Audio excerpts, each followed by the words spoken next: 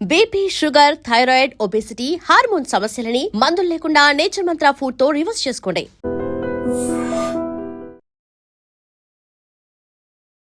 Hello guys, welcome back to iDream media. Jahnavi Kurnool నుంచి ఒక అమ్మాయి అమెరికా వరకు వెళ్ళి అక్కడ చదువుకుని అర్ధాంతరంగా అక్కడ మరణించింది. దీనికి కారణం ఒక పోలీస్ ఆఫీసర్. పోలీసులు అంటే మనల్ని కాపాడడానికి చట్టం పెట్టిన వ్యక్తులు, కానీ వాళ్ళ కారణంగానే మనం చనిపోతే అలాంటి సంఘటనే జాహ్నవి చూసింది. ఒక అమ్మాయి కష్టపడి చదువుకొని పేరెంట్స్ని చూసుకునే రేంజ్కి ఆ అమ్మాయి ఎదిగి ఆ టైంలో ఆ అమ్మాయి చనిపోయిందంటే ఆ తల్లిదండ్రుల బాధ ఎవరు తీర్చగలరు? అప్పటికి అమెరికా ప్రభుత్వం 290 కోట్ల రూపాయలు చెల్లించింది. కానీ చేతికి వచ్చిన బిడ్డ చనిపోవడం 299 కోట్ల కన్నా కూడా చాలా ఎక్కువ ఆ బాధ అనేది. అంతేకాకుండా మరీ ముఖ్యంగా ఇండియన్స్గా, అలాగే ఇక్కడి నుంచి ఎవరైనా యూఎస్ వెళ్ళి చదువుకోవాలనుకుంటే కొన్ని చట్టాలు మనం తెలుసుకోవాల్సిన అవసరం చాలా ఉంది. ఈ సంఘటన నుంచి మనం తెలుసుకోవాల్సినవి, నేర్చుకోవాల్సినవి చాలా ఉన్నాయి. అసలు ఈ సంఘటనలో ఇంకా ఏం జరిగింది, అక్కడ పోలీస్ ఆఫీసర్ వల్ల అమ్మాయి ఎలా మరణించింది, ఈ విషయాలని కూడా ఈరోజు ఎపిసోడ్లో చాలా క్లియర్గా తెలుసుకుందాం. ఈ విషయాలు మనకు తెలియజేయబోతున్నారు హైకోర్టు అడ్వకేట్, ఇమిగ్రేషన్ లాయర్ అయిన పృథ్వీ గారు. సార్తో మాట్లాడదాం. నమస్కారం సార్. నమస్తే సార్. ఇందాక చెప్పినట్టుగా అంటే చదువుకొని చేతికి వచ్చిన బిడ్డ మనల్ని చూసుకుంటుంది, ఆ అమ్మాయి ఎంతో గొప్పగా జీవిస్తుంది అనుకునే తల్లిదండ్రుల ఆలోచన ఆమె చావు కారణంగా ముగిసిపోయింది. ఆ చావు వచ్చింది ఒక పోలీస్ ఆఫీసర్ వల్ల, అది కూడా అమెరికన్ పోలీస్ ఆఫీసర్. అక్కడ గవర్నమెంట్ దానికి మూలంగా 290 కోట్లు చెల్లించినప్పటికీ కూడా ఈ బాధను తీర్చలేరు. మరి ఇక్కడ ముఖ్యంగా ఆ సిచ్యువేషన్లో ఏం జరిగింది, అతని వల్ల ఆ అమ్మాయి ఎలా చనిపోయింది, కాస్త ఎక్స్ప్లెయిన్ చేస్తారు. జనవరి 2023 జాహ్నవి కుటుంబానికి అదొక విషాద రోజు అని చెప్పచ్చు. ఎడ్యుకేషన్ తనకు చేస్తా ఆ రోజున రోడ్ క్రాస్ చేస్తా జీబ్రా లైన్స్, అంటే జీబ్రా లైన్స్ అంటే మనం పెద్ద అంత సిటీలోకి వస్తే తెలుస్తుంది, కానీ ఊర్లో వాళ్ళకి అసలు తెలియదు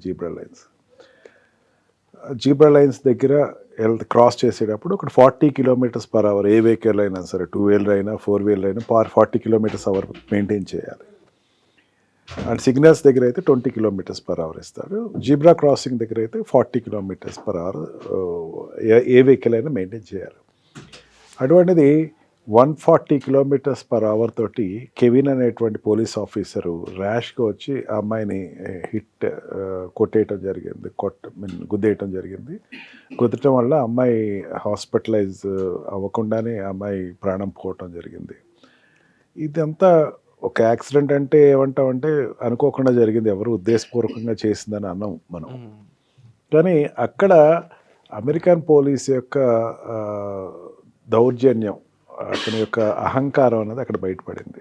చనిపోయిన తర్వాత ఎవరికైనా యాక్సిడెంట్ చేసిన హిట్ అండ్ రన్ వెళ్ళేవాళ్ళు కూడా ఒకసారి ఇంటికి వెళ్ళాక కూడా ఆలోచిస్తారు, ఏదో బాధపడతారు, 101కో ఎవరికో ఫోన్ చేసి అంబులెన్స్ అయినా పంపిస్తారు, ఏదో చేస్తారు, అందరూ అక్కడ నుండి సేవ చేస్తారు. నన్ను అతను అహంకారపూరితంతో ఈ అమ్మాయికి డబ్బులు ఇవ్వాల్సినంత అవసరం ఏం లేదు, ఈ అమ్మాయిని మనం పెద్దంత పట్టించుకోక్కర్లేదు, ఇట్స్ ఎ లో క్రీడెడ్ పీపుల్, ఒక డబ్బు ఇచ్చేస్తే ఒక చెక్ రాసిస్తే అయిపోద్ది అని చెప్పి అక్కడ అన్న మాట.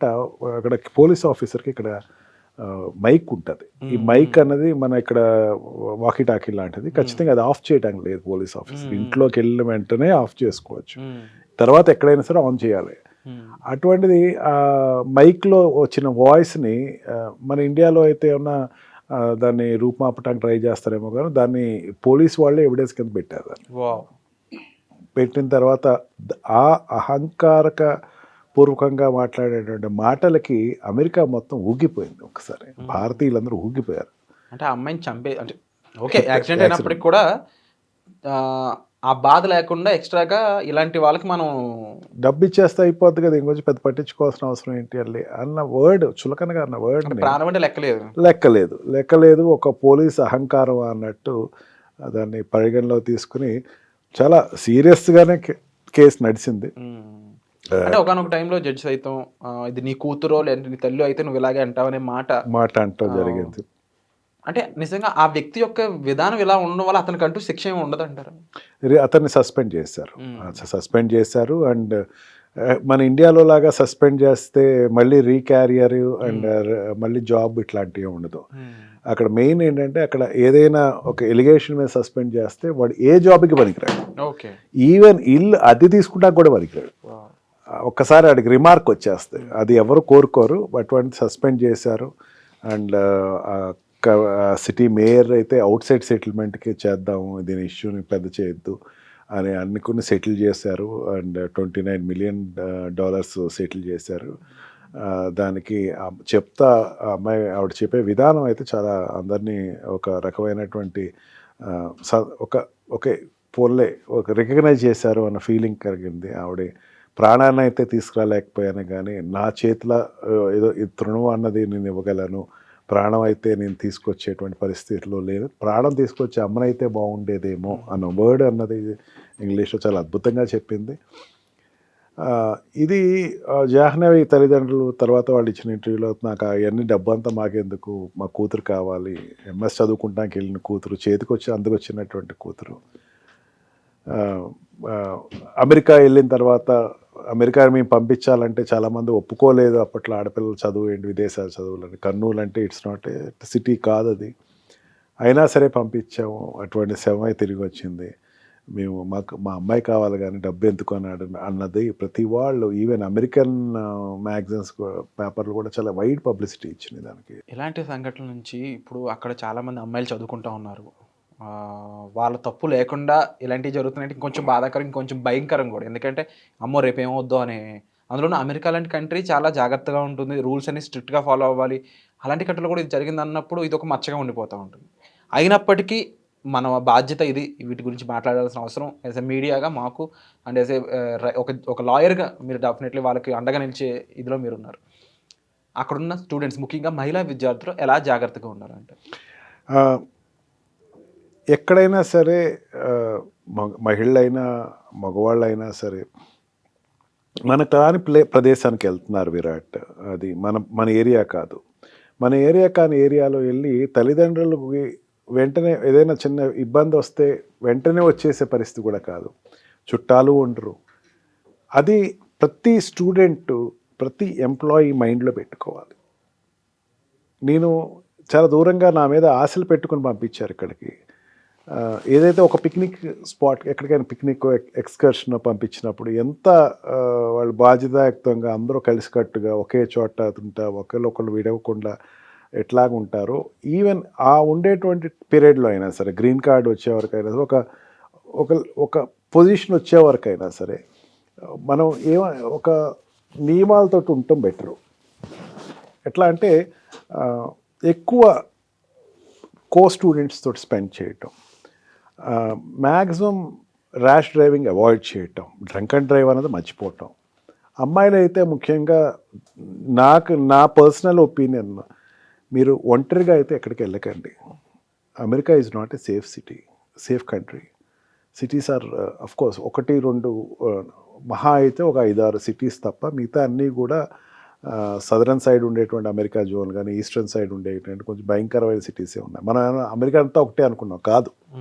ఫ్లోరిడా పక్కన ఉండేటువంటి సిటీస్ కావచ్చు, అల్బామా ఆ ఏరియాస్లో ఉండేటువంటివి, అండ్ ఎక్స్ట్రీమ్ నార్త్ సైడ్ ఉండేవి కొన్ని జోన్స్ ఏమవుతున్నాయంటే నాట్ సెక్యూర్డ్ జోన్స్.